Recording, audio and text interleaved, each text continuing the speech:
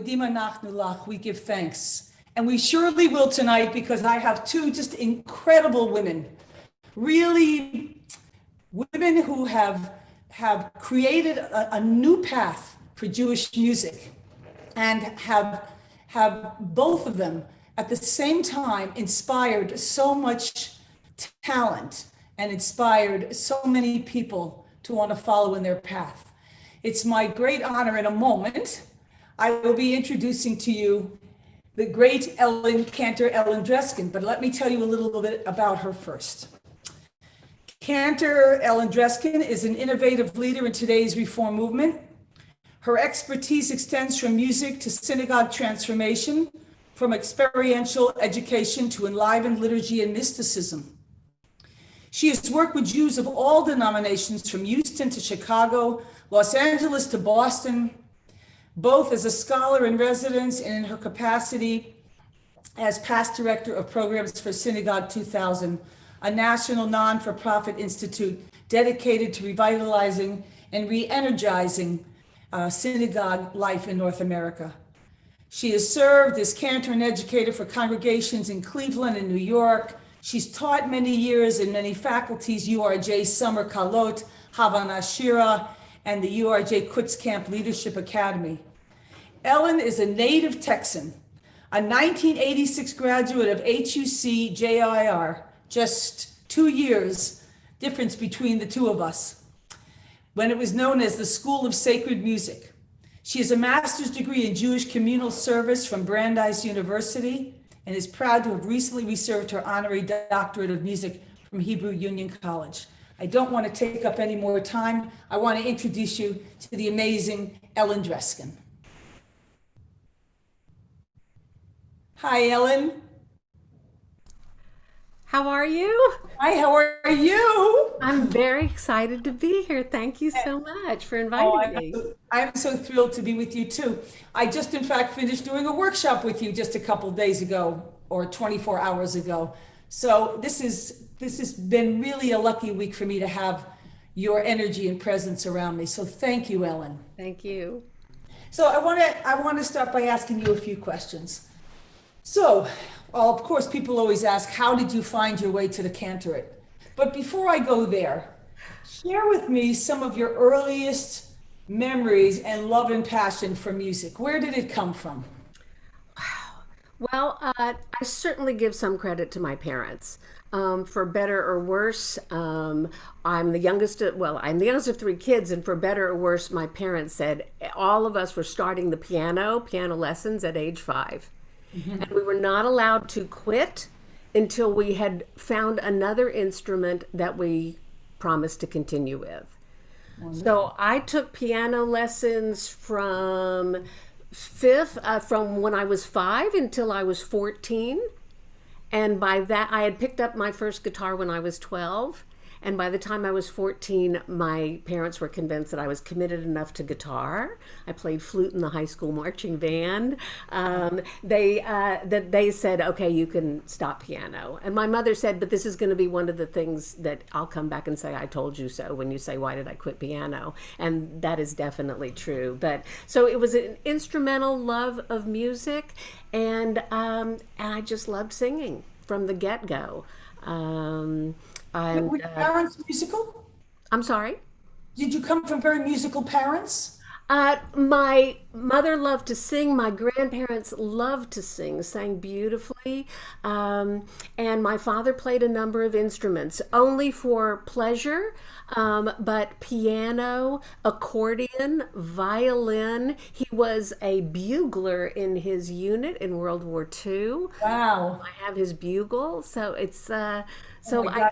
It was one of those families where after the Seder was over, we would all gather around the piano and sing and harmonize. It's some of my earliest memories. How wonderful. And how did you find your way then to Jewish music? I grew up in the age of folk music. So the late 60s, I was entering middle school and everybody was playing guitar. And so that's what I started doing, was playing guitar. And then I got very lucky because my synagogue, all credit to Congregation Beth Israel in Houston, Texas, I got a confirmation class award. And that award was a full scholarship to URJ Kutz Camp for 7 weeks in the summer. I went the summer of 73, and it changed my entire life. Oh, I'm sure it did. And that was it. I knew I wanted to do something Jewish. I didn't think I wanted to be a rabbi, and yet I hadn't grown up with a cantor. I hardly knew what a cantor was. And but I had good guidance, and eventually found my way, a little circuitous, to HUC. And So, you what area of Texas were you brought up in? Houston. Oh, Houston, okay. and I graduated from UT in Austin with my BAs in philosophy. Oh, how wonderful. So, who were some of your favorite Jewish musical influences other than our wonderful, may she rest in peace, Debbie Friedman? Well, Debbie was an enormous influence, Yeah, certainly. for all of us. Um, so Cole Bessetter, Jeff Klepper, Danny Freelander, and also lesser known on this front, on the song leading front, but one of my idols was Rabbi Les Bronstein. Les Bronstein and I grew up together in Houston. He's a few years older than me, but he was a Tofty song leader. He and his younger brother David were Toffee song leaders, and I wanted to be like them.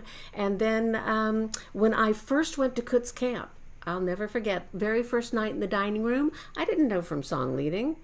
And Mary Arian and Doug Mishkin got up in front of the dining room the first night at camp, and they sang Louis Dobin's Adon Olam, which is Adon Olam Asher Malach V'Terech. Right.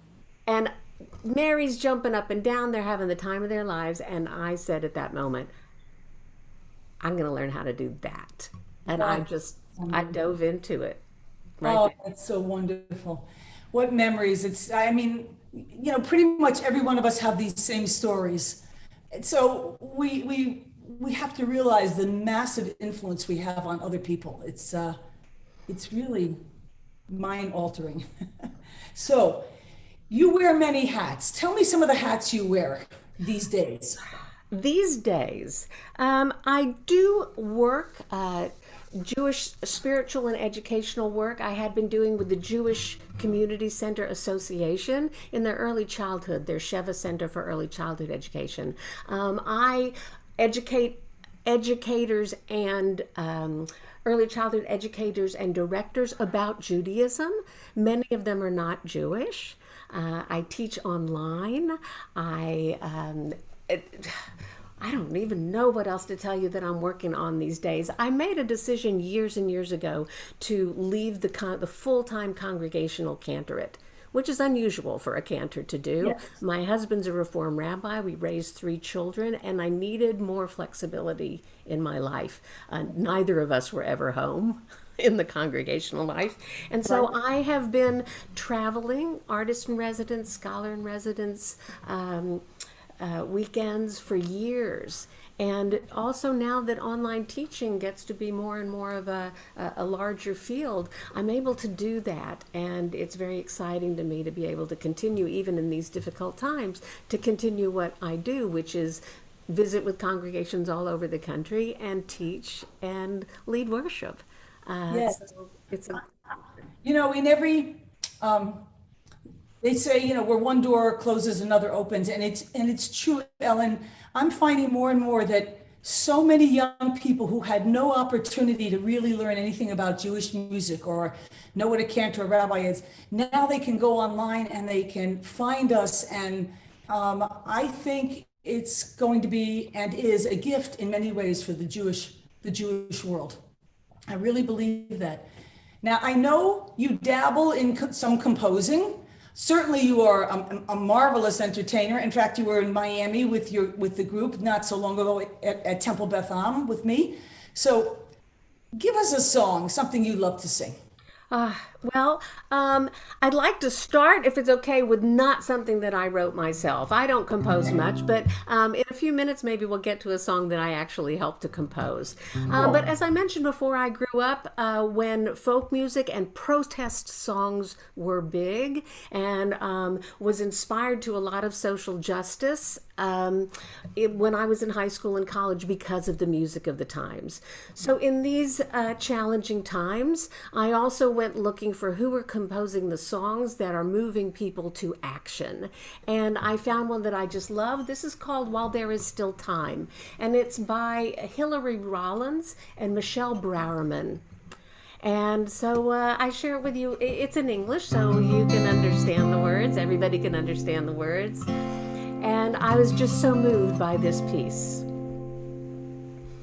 A poet of sorrow wrote 3 simple lines, a plea that tomorrow may come to weigh heavy on all of our minds. A poet is no one, as most poets find, but sister and brother, take care with each other, for we should be kind while there is still time. There's rain and there's thunder before there is flood, the signs and the wonders that warn of the spilling of blood. And mountains will crumble, they're just rock and mud. So sister and brother, take care with each other, for we should be kind while there is still time. They'll ask where you were, they'll ask what you knew. They'll ask what you did, so ask yourself, what can I do?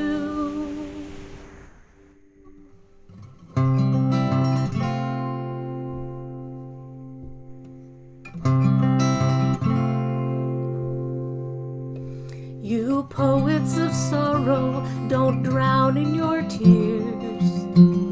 The songs of tomorrow must rise from the ashes of fear. Will you stand and bear witness, reminding mankind that we're all connected, our lives intertwined, and we must awaken the willfully blind?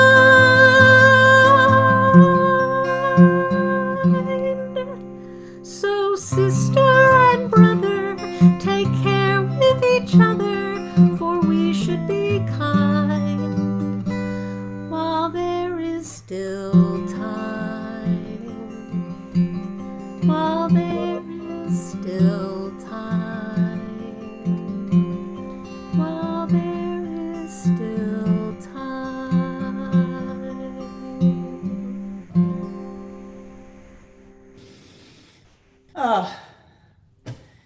Not only is it a beautiful song, but your delivery and the way in which you capture the essence is truly who you are, and your soul comes out in your singing. Thank you. The song goes straight into my heart. So Wait, so it's Hillary Robbins and who else? Hillary Rollins Rollins. and Michelle Browerman. And the reason Find I it. came across it is because a videotape was made for this song, and Christine Lavin made the videotape. And that she's a folk singer, a contemporary American folk singer, and so it came across my email, and I just fell head over heels for this song. Yeah, you've got a gorgeous piece to share, and I'm gonna set out to learn it and I join think you a on lot that. of us ought to be learning it. If the more of us who are sharing songs like this, that'd This be is the great. way, yeah, this is the way to do it. So, do you work at the school at HUC? I have been for the last number of years teaching a course at HUC on teaching tefillah. I should say Hebrew Union College to those people that don't know what I'm talking Yes, about. Hebrew Union College Jewish Institute of Religion in New York City. The course that I've been teaching is for educators and rabbis and cantors who are getting their education degrees as well. And the course is specifically about teaching prayer and leading prayer. I've been doing that for 4 or 5 years now, teaching that one course. And then until a couple of years ago, I ran the Cantorial Certification program at Hebrew Union College. That was 6 years, a 6-year project to help soloists and those who are unable to attend the full 5-year program at HUC to get their cantorial certification through a hybrid program. And luckily for me, or a hidden benefit for me, is that's where I learned to teach online. Wow. And so now I'm surprised that I can even do that. But it was a skill I picked up through HUC and has been very beneficial. Do you think that hybrid program will ever come back? I honestly don't know. I certainly hope so. I think it was of great use to people, and I do hope that they're looking for a way, particularly now that the field of online and hybrid education is opening and expanding. I think that maybe there might be a possibility for that to happen again. Yes. Now, weren't you also part of a group along with Dan Nichols and Josh Nelson and Rosalie Fox? You know, I've heard those names before. Yeah, aren't you part of a group like that? Dan and Josh and Rosalie and I have been very good friends for a long, long time. And the connections are through camp, through Havana Shira. And one year, we decided that we just wanted to go away, the four of us together, and make some music. We went away on a 3-day retreat, brought nothing but a tape recorder, and we bought groceries and holed up in somebody's home, which was very nice of them to lend to us. And for 3 days, we sang and made music with each other. And years later, several years later, we ended up with a CD. And now we, in face-to-face times, would go out as we were able to come and visit you in Miami. It was so lovely to be with you and do concerts. We call ourselves So Is Life. And we have some tunes out there on Spotify and iTunes if anybody wants to find us. Absolutely, and they can find you. They can probably even get you on Zoom to do a concert if they speak to you. I don't know how you guys are working now, but I'm sure there's something creative that you can do. We really hope so. And it's also because it grows out of our deep friendships. We love metaphorically and literally making harmony together. So All right, speaking of harmonies, give me some more harmony. will do. I would like to share now a song that I helped to compose. I don't consider myself a composer. My compositions we can all still count on one hand. But I have partnered with my good friend Dan Nichols a couple of times in the past to write liturgical music. And one of the things that Dan and I have in common is our desire to share liturgy as something that is meant to spur people to action. So we took the prayer Aleinu L'Shabeach, we studied it together for a long period of time, and we wrote this melody for it because we would like to put the message out there that Aleinu L'Shabeach, it's upon us to praise God, not only with the words that we say in the service, but what happens after we leave the service. So that's the basis for this melody. It's up to us to call ourselves to task, to sing what's good and true, to bring about redemption. It's what we were freed to do. So what's the point of being here if we're not moved to change our ways? Aleinu L'Shabeach, it's time to live our praise.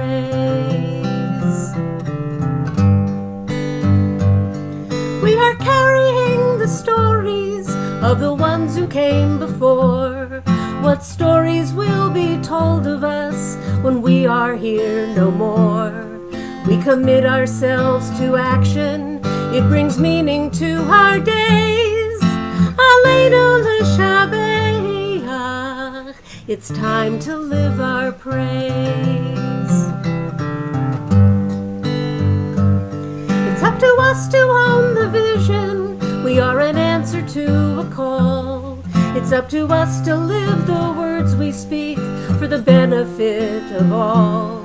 It's up to us to bow down deeply. There's a broken world to raise.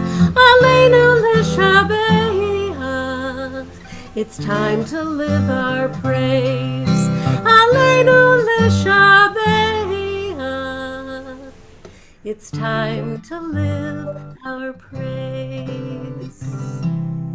Oh, gorgeous. Sweet, as the kids like to say. It's so sweet.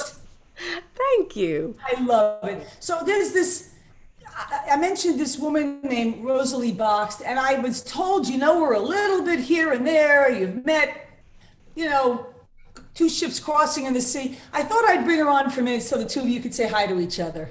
Okay, I'd love to meet her. I've heard so many good things about her. Rosalie, where are you? There she is. I'm here. It's you, Ellen. What are you doing here? Hey, buddy. Hi. I loved hearing you. Thank you. I like to know about the all the instruments, the accordion, all the instruments that. It's amazing. I didn't know that. I thought I knew everything about you. My dad is the man. Amazing. Now, it's true that whenever he pulled any one of them out, people begged him to put To them stop. on, and he loved it. My family does the same for me with my guitar, so I guess it just perpetuates.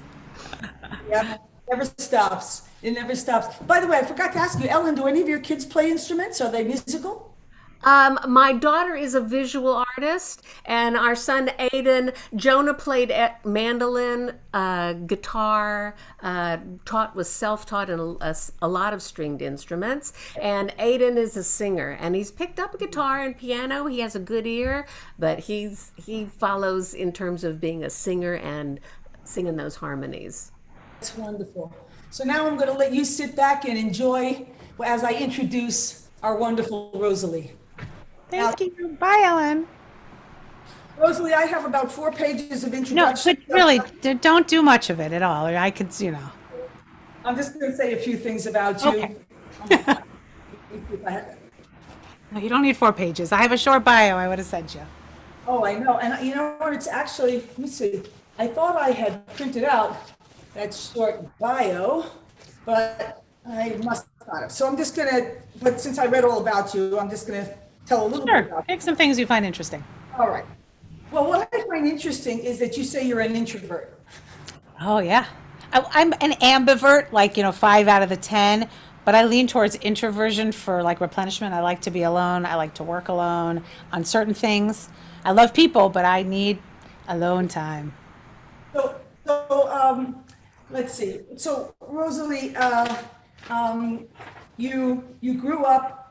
Your family was actively involved in Reformed Jewish life, and you lived in Sunnyvale, California. Then you moved to St. Louis, and you went to Shaarei Emeth, where my wonderful friend, may he rest in peace, Ed Fogel. He was my Cantor growing up. Yeah, plus a memory. He had a sense of humor that could kill you. He did. Funny as hell. I don't know if he ever used it on the pulpit, but knowing him, he probably did. He did. Yeah. After college, you were hired and you went to UAHC, which is now the URJ Youth Department, to live and work full-time at Kutz Camp, an internship program. You worked in Nifty in Israel, all kinds of programs, New York, retreats, New Jersey, synagogues, Kutz camps. I also was there as song leader at Kutz. It was during the summer of 1995 that I met Cantor Ellen Dreskin and Cantor Ben Schiller. True. Not until I met them that cantors could be like me, with a more folk style singing and leading. Yeah, it's true. That's where I'm going to That's start. all you need to know. That's where it all began. It began a little earlier, but that those years at Kutz, like for Ellen saw our teacher and friend Mary, and Bud Mishkin, and I saw Ellen. And I had already been playing guitar and doing some song leading for youth group in St. Louis, where we eventually moved. I was song leading at Goldman Union Camp, but I never thought to be a cantor. My sister's a rabbi, her husband's a rabbi, people thought I should be a rabbi. I said, I don't want to be a rabbi. I don't know what I want to do. Went to Kutz to work for Nifty in Israel and do a little song leading. And I saw Ellen and Benji, and I thought, oh, I could share my gift of song leading and my love of singing with people. I could teach Torah and teach Bible. Eddie of blessed memory was an extraordinary Cantor role model. I was in his junior choir and I loved Temple, but I thought, Cantors were tenors with, he had a huge opera career. I had all of his albums. I thought that's what Cantors were. I loved him, and that was a Cantor. And then when I met Ellen and Benji in their, jeans and shorts and sitting on the grass talking about women in the Bible, which was a passion of mine as well, I thought, oh, I didn't realize there were different ways that people could be a Cantor. Eddie was one, Ellen was one, Benji was one, and that I could do that as well. It changed my life, summer of 1995. That's wonderful. And your Jewish musical influences, who were they? Similar to Ellen, I grew up, my dad's musical, my mother is not. My dad's a convert. When I was growing up in my house, we didn't actually listen to a lot of music growing up, but my parents, when I was a preteen, had bought me a little bit of music. I didn't really listen to much pop music, and my very first tapes were the Nifty tapes as each one came out, the Nifty 50, the Nifty 1, 2, 3. Craig Taubman, I don't know if somebody bootlegged it for me because I can picture somebody's handwriting on the back of the cassette with the songs. One of Craig's early tapes, I don't remember which one, but with the Vishinantam Levanecha and Lo Ish Velo Isha, and a Debbie Friedman tape.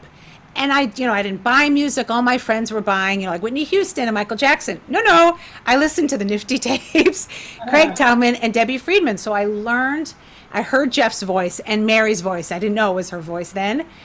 For years and years, and I learned harmony just from listening to those tapes. And my love of Jewish folk music and harmony came from listening to those folks in my bedroom. And a song leader of mine at Sharamit in St. Louis, I was a kid and I went to a youth service and there was a young woman playing guitar, and I turned to my mom and I said, I want to do what she's doing. And my mom found her guitar teacher, and the rest was sort of history, as they say. That's incredible. And the rest of your family, your siblings are rabbis? My sister's a rabbi, and she married a rabbi. And my ex-husband's brother is also a rabbi. So we have a lot of rabbinic, gifts in our family. And I am the lone Cantor representing all of us. Definitely needed to break things up. So tell me what you do at Hebrew Union College, Debbie Friedman School of Sacred Music. Well, I've taught there very peripherally over the years. I actually did a little bit of teaching for Ellen in the certification program years ago. And I currently am just teaching a summer course to the students, since much of their learning is remote. And they knew that many of the students couldn't be in person in their internship. I'm just teaching a single class this summer on asking questions about worship, about virtual worship, about what we're learning about prayer. That's sort of my passion. But I work part-time for the URJ as the Director of Worship and Music, helping congregations think about worship, helping them think about asking the right questions of worship, planning in partnership with their congregations, and like Ellen, doing residencies and things like that, helping teach worship to our congregations and lead for whoever needs help. So like Ellen, I was in a congregation for a while and then left a few years ago to be able to help more communities and do different things. I love doing something a little bit different every day. Yeah. I would ask you what made you leave the professional life of the cantorate to do a whole gamut of things. Yeah, it was hard, and actually one of the songs I was thinking about sharing has sort of always been part of my story. I've only had one congregational job. Here, I live outside of DC in Rockville, Maryland. I was a congregational cantor for 16 years. I loved it. My sort of one and only job out of school when I was ordained. And I loved it. And along the way, I was teaching a little here and there, doing some work with URJ for biennial, being asked to sort of help other congregations think. And my passion is worship change, of helping communities think in partnership about what matters to them, about prayer. And I was always sort of doing that on the side. And it came to a point that I thought, there's really a dream there for me of doing more of that, of helping our movement more broadly, and of doing my own sort of teaching and deeper dives with other congregations besides my own. So I loved my community, but I learned a lot from them, and I gave a lot. And then it felt time to take a risk and to step into something new and to leave the congregation and sort of build my own path. And like Ellen, these new days have been challenging in a way, but also a whole lot of new opportunities as well. And it takes a lot of guts to do what you do, and to not have that given job every week, and that nine to nine job, as I always thought of it as. I mean, I still think now, and our colleagues who are working so hard. I mean, I remember doing it, but now in this time as well, I'm just so in awe of all of our colleagues and how hard they're working. Really, and this is my last year at Temple Beth Am, and here I am helping to create a virtual send-off for myself after 29 years. So, And it's amazing that you have new ideas every year and new creativity. I mean, that's the goal, whether you're in a congregation or on your own, that if you have a dream of new ideas and new energy to move forward, that we should all continue to do that for as long as we have that passion. And you have definitely shown that all these years. yeah, I've got to write a lot of music. That's one of my goals. I must write a lot of great new music. That's And great. I'm starting to study guitar more seriously. I mean, I can strum, but I'm studying more seriously. So Well, piano is your first instrument, right? Piano's Yes, your I- main instrument? I was, since I was able to reach my little finger up on the piano keys, I love that. yeah, like 3 or 4 years old. But I didn't really start taking it seriously until probably more like 10, 11 years of age. Until then, the teacher, I'd say, she'd play it, and then I would just play it back. So, I got away with a lot. All right, I'm dying to hear you play something. Well, I'll share this melody, that I mentioned before. It's sort of been an anthem for me about keeping a dream alive, and of being committed to always finding your passion, of never sort of settling, and of feeling like, well, I guess this is it. And I need that. and finding new ways to challenge ourselves. It's a song by Megan McDonough, who I learned about from the Four Bitchin' Babes. A lot of women folk singers have always been of great inspiration to me, and I tend to gravitate towards women folk singers. And I heard this years ago. I think maybe I was in college, and I learned it, and it's sort of always been a place that I come back to again and again. It's called Wake Up and Dream. And I think of this time too as well, when everyone has to be so innovative and just keep building new ways of engaging and new ways of thinking in this really hard time. It's, I think, a good song for me at least, to keep strength. It goes like this. Every life is meant for living. Every song is to be sung. Every gift is meant for giving. It's the same for everyone. For the world was built by dreamers, those who dream, and so it seems that this world was made for dreaming. If we just wake up and dream, you can wait a lonely lifetime for a knock upon your door. Ships are safe inside the harbor, but is that what ships are for? All the world was built by dreamers, those who dream, and so it seems that this world was made for dreaming. If we just wake up and dream, there's a time for every person, there's a place for everything, and from every situation, what we take is what we bring. You can wait a lonely lifetime for a knock upon your door. Ships are safe inside the harbor, but is that what ships are for? All the world was built by dreamers, those who dream, and so it seems that this world was made for dreaming. If we just wake up and dream, oh, the world was made for dreaming. Can't we just wake up and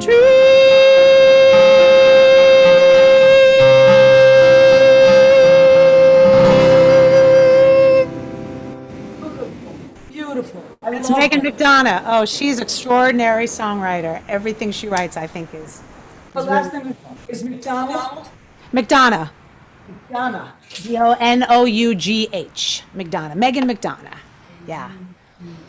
She writes really beautiful things with Christine Lavin, Patty Larkin, that group she's sort of traveled with, and they do solo stuff and songs together. That generation of folk women really have inspired me for many years. Yeah, I've got to start listening to more folk music. I get so buried in my own stuff. There's hardly any time. I mean, there's so many things. Ellen will share melodies. When she mentioned, you talked about So Is Life a little bit. The beauty of our work, and we sometimes sing each other's compositions, but much of it are covers, because each of us will hear a song and share it with each other. And a lot of my repertoire I've learned from my friends who will say, I've heard this piece, or have you heard this? I said, no. How? And we each find different things through just Spotify, or someone posts on Facebook. And I find I don't have time on my own. It's only if a friend recommends, or I hear somebody sing something else, I think, oh, I better write that down. I better learn that. I love it. So speaking of dreams, that in the song, what's one of your dreams for the future in terms of the use of your talent and what we'd like to do? I would love to be able to continually deepen the conversation about worship in congregational life. I think this is an amazing time, as challenging as it is, and as many of our colleagues are working so hard. The questions we're having to ask about prayer, about how to do it, about what does it mean, not just what works in terms of the technology, but how do people feel connected? What's moving to people? What do people need to just get through each day and each week? What matters? What is the human condition striving for that we can provide in prayer? I think the conversations that we're having now because of this world is, to me, the dream of what we should always be talking about as much as possible. My dream is that congregations are able to spend a lot of time thinking deeply about communal prayer, about how we do it, about why we do it, and how to move people more deeply. I feel that that's my call, is to just help people think about that more deeply. And that's really my dream, to sing with people, to lead worship, and to help ask those questions. So that's a dream of mine. Hope that it, could come true someday. Where did you first start to notice your strong leadership skills? When did they first start coming out? I think it was in the early 2000s when I was finishing Cantorial school. I mean, I'd always been a song leader, and I think people think, song leaders are natural leaders, and you are, and you were one too, when you're in front of a room as a cantor or a song leader. But when I was asked to come to Havana Shira in my last year of Cantorial school and teach other camp song leaders, when we sort of started a new break off, it had always been for camp song leaders, but Dan Nichols and I were brought in to teach song leading. To teach other song leaders is when I realized that I had some skill as a song leader. I had been doing it a long time, and I had some gifts, as many do. But I realized that one of my gifts was teaching other people how to find their own voice in their song leading, about how to ask questions, how to observe, and how to, sometimes we all do things well, but we don't really know how we do them. And when I was asked to teach song leading is when I really found my leadership potential of teaching other people how to do their craft better in their own way, not like Rosalie, not like Ellen, not like Rochelle, not like Dan Nichols, but to find their own song leading gifts and how to use them to create communal singing moments. And many of the song leaders I've taught over 20 years are teaching song leading in other places, helping other young people find their own voice and lead people in communal singing. But that leadership was really more about teaching others how to do, was really, I think, when I felt a little bit more of a gift in the world. Yeah. It must be very sad this summer not to have Havana Shir, yes? It was very, very sad. I mean, the beauty of the community is that we're very connected, on Facebook and other places. So there are ways to see each other, but it is very hard. There's something, as you know, powerful about everybody singing together in one room, of harmonizing, of handing someone a tissue when they're moved by something. I mean, the physical proximity is definitely important, but recently on an email chain about something else, someone said, Debbie of blessed memory, who was a founder of Havana Shira with Jerry Kay and Jeff Klepper, Debbie was the master of things were often going wrong, right? You know, our string would break, or which key are we in, or the piano, and she would be, and always, for anybody who saw her or listened, those were the beautiful moments, right? Those were the times when magic happened, when like things weren't as we planned. So Put a new string on while she was. exactly, and that was a beautiful thing. So she'd tell a story, and someone would bring it to her. I mean, there was so much learning there. So part of me, when days seem really hard, I just keep thinking there are beautiful things happening. It's hard, but I'm seeing people or talking to people. We would have never done this, or I am having, coffee and drinks with friends I haven't talked to in years, and we meet on Zoom once a month. So like, what are the opportunities? With you, you were a face that I saw and a voice I heard and learned about, but I didn't know you, and I'm just starting to get to know you. I'm hoping that will deepen over the next I years. do So, one more beauty from you. So I was thinking about you actually when you were talking about the guitar, and you play beautifully, and the piano, because the melody I want to sing, the Modim, I do your Modim every Rosh Hashanah. As I think about my holy days, I have to think about what we'll do, but it would be hard for me to let that go. Your music has touched so many of me and my colleagues in my congregations everywhere I've been. There's always been multiple of your gifted melodies, and I'm glad to hear that you're going to continue to write. But this Modim, similar to Ellen, I write very little, and I tend to write collaboratively. About 6 or 7 years ago, I started a program called Kesher Shir, which brought together cantors and singer-songwriters to just learn more about each other's crafts and each other's stories, really through relationship building, and also of composing together. Much of it was never shared. The goal wasn't the production of music, but more how do we write together when we all come from different places by telling our stories and what's passionate in our hearts. But this melody, I wrote a Hareini with Josh Nelson, and I wrote a Modim with Julie Silver.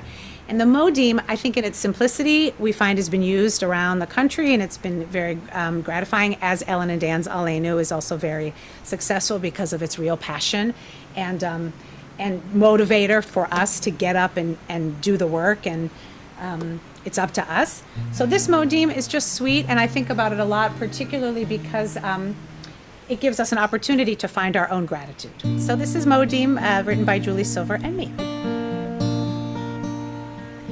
Modim anachnu lach, Modim anachnu lach, Modim anachnu lach, Modim anachnu lach. That's basically the whole thing. It's just the chorus. Modim anachnu lach, Modim anachnu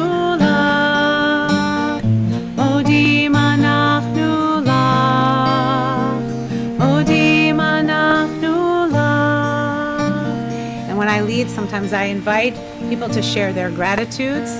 I know that tonight I'm grateful for you, Rochelle, for my friend Ellen, for Andrea, for the support of your community.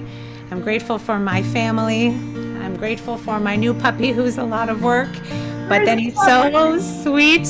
Even though Gotta get the puppy. We need the puppies, thank goodness, in the other room. I'm just grateful for my health and for all of the people who work hard to take care of those who are sick. Rochelle, what are you grateful for in this moment? Oh, I'm grateful for being with you and Ellen and Andrea right at this very moment. That's the only place I'm at. And I'm grateful that I can be in this moment in no place. Amen. Modim anachnu lach, Modim anachnu lach, Modim anachnu lach, Modim anachnu lach, Erev vavoker v'tzorayim, Erev vavoker v'tzorayim.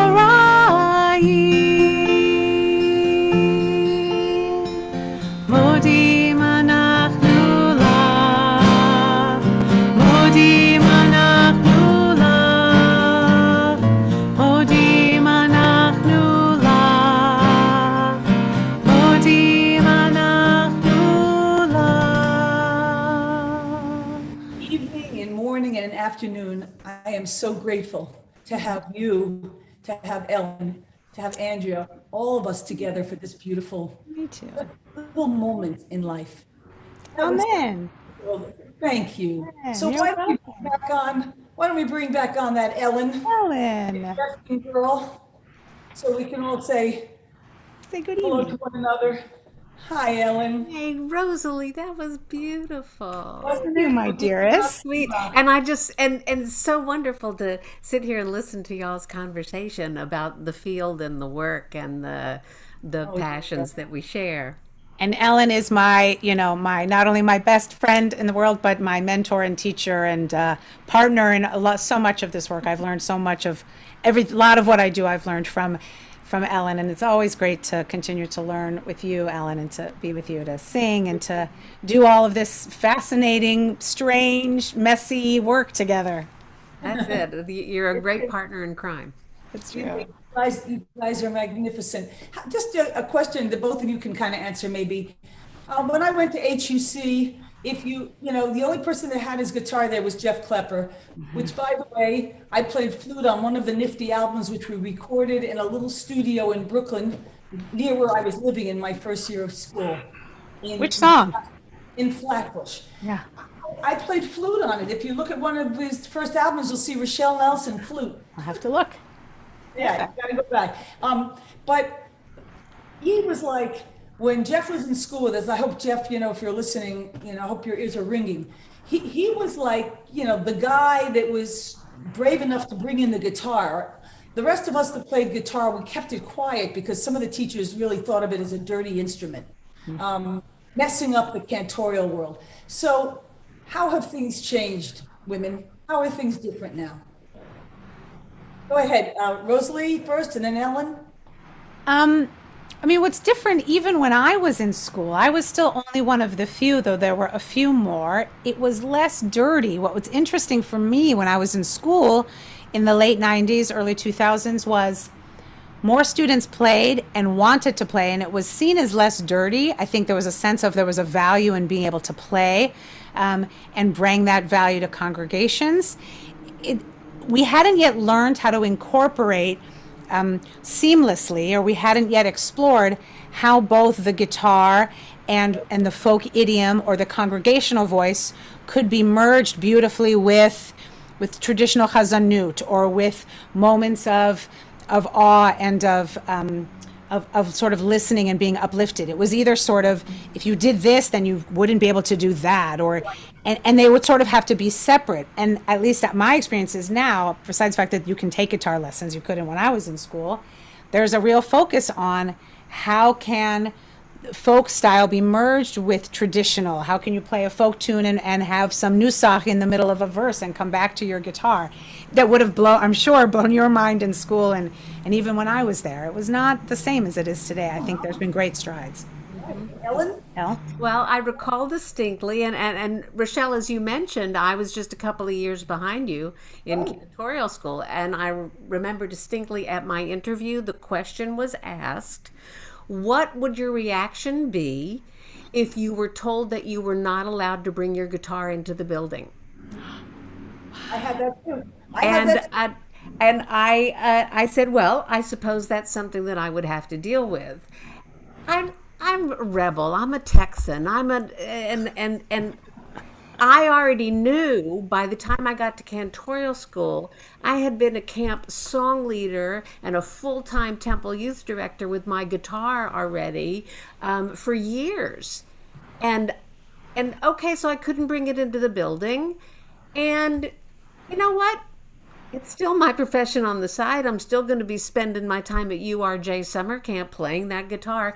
And camp served as such a mooring, an anchor for me to know precisely what Rosalie was talking about, that kind of worship that incorporated American Nusach, as we called it way back when, and the traditional. I found URJ Kutz Camp to be a laboratory for that, and really helped when I was learning in the Cantorial school during the school year, and then bringing those skills to my song leading at Kutz Camp. For me, that was a wonderful, mind-blowing experience. And thank goodness, it's none of this happens in a vacuum. Camp affected HUC, affected congregations. Campers going back to congregations then affected what people were saying to the URJ, and HUC was needed out there. So we nourish each other. Sometimes it just takes a while. When I was in school, like, forgive me, but Debbie Friedman was like a bad name. It's like you didn't talk about her as a Cantors, weren't supposed to mention her name. She was in that other Jewish place, camp music, trivial music that didn't go into. Right. But part of me thinks that even today and with other things, a lot of times when we are afraid or we can't imagine our own work shifting. I mean, I even know when with the transition to Zoom, like, what if I can't do that? Then how will I? I mean, I do think for some it was an understanding or recognition that Debbie's gifts and Jeff's gifts were changing how we thought about prayer and how we thought about singing. But I think for many people, they couldn't imagine they couldn't see themselves in that, and therefore the fear of what that meant for them ended up pushing them to create that sort of negative tension. But looking back now, I have Rahmanis, especially when I have moments where I think I can't do what they're doing. Right? That there's sometimes that's a natural fear when change comes so abruptly, or when we are nervous about not having the right gifts. So I find as I look back, I have more Rahmanis on that, more compassion for that. I think that it amplifies. The three of us here, understand the role that music plays in worship, that it's not just about singing the songs. And our colleague Benji Ellen Schiller talks about the theology within the music. And so Debbie's music was not only bringing new melodies, but a theology of the God that we find in building community and singing together. And she understood so well the love and the healing and the holiness that could be brought through a melody. Rosalie sang her beautiful Modim, and you described it, Rosalie, as simple. And something can be very simple without being simplistic. And Debbie had that gift to really let it be simple enough that it can rest in one's heart. And also that, and God rests, God can rest there too. When I grew up, God was in his holy temple. Those were the hymns that I sang growing up. But to know that God can also be here in the simple melodies, etc., that was a huge gift that Debbie brought to us. Amen. And you guys have brought a beautiful gift to everyone who has the opportunity tonight to listen to you. I hope that everyone will be grateful for hearing both you, Ellen, and you, Rosalie, and all the many, many gifts that you have yet to give to the Jewish people. And may God bless you on your journey. May you stay safe and healthy in this strange time, and continue to reach your beautiful souls out to all of us and lift us. Thank you so much. Rochelle. Thank you, Rochelle, so much. As they say in Miami, besame mucho. Oh, thank you. Hugs and kisses. Thank you. Be Amen. well. Good to see you. Bye-bye. And Andrea, wherever you are, thank you. Thank you, Andrea. Thank you, Andrea. Bye. Bye-bye. Thank you. Bye-bye.